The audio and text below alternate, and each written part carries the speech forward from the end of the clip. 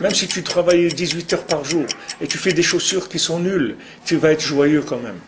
Tu vas être joyeux, tu vas être rempli, tu vas être rassasié. Vous avez d'un côté un tam qui est rassasié de la non-réussite, et les maassis, il est rassasié. Et vous avez un chacham qui est un hyper génie, un homme hyper réussi, et qui est malheureux, et qui est triste, et qui va tomber complètement dans la déchéance et dans la destruction. Pourquoi? Parce que le chacham, il a été avec son esprit, il a suivi ses pensées.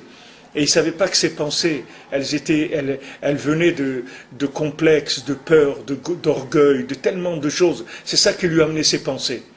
C'est ça qui lui a amené ses pensées. Alors que le Tam, il avait la maison de ses parents, il a suivi l'éducation de ses parents, il a été apprendre un métier, il s'est mis à travailler, et il n'avait pas de questions sur lui-même, ni sur personne d'ailleurs. Il était joyeux de ce qu'il avait. Alors cette Torah, elle va te donner une vitalité là où tu te trouves.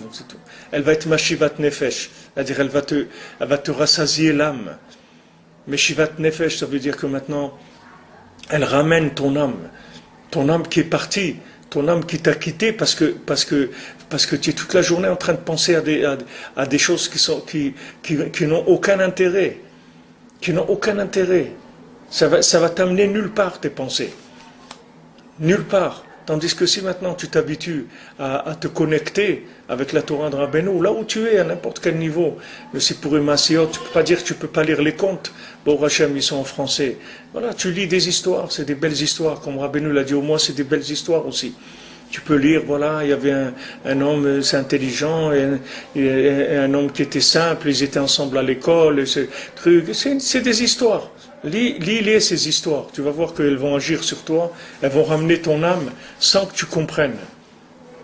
Sans que tu comprennes ce qui se passe. Tu ne vas pas maîtriser du tout ce qui se passe. Tu ne vas rien comprendre à ce qui se passe. Mais le fait que tu vas adhérer et que tu vas soumettre ta pensée et tu vas aller d'après ce que le tzaddik dit, pas d'après ce que toi tu penses, ça va permettre à cette Torah d'agir sur toi. Cette Torah, elle ne peut pas agir sur toi tant qu'il n'y aura pas eu la réparation.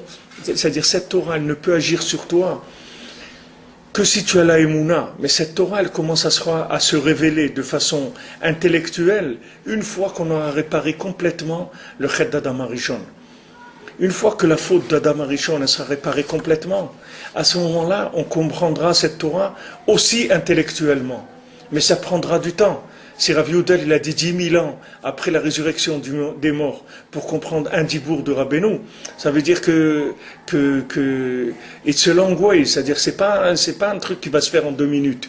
Mais en attendant, on peut en tirer tous les profits. Tous les profits.